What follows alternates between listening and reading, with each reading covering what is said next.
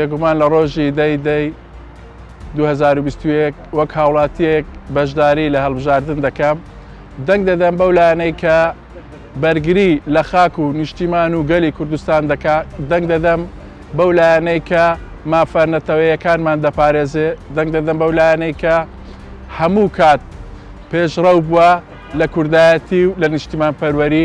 من وەکو هاوڵاتیەکی هەرێمی کوردستان بڕیارم داوە دەیدا بچمە سەر سندوقەکانی دەنگدان دەنگ بدەم. تۆش هاوڵاتی ئافرەت لە ماڵەوە دامەنیشە بڕۆ سەر سندوقەکانی دەنگدان دەنگ بدە.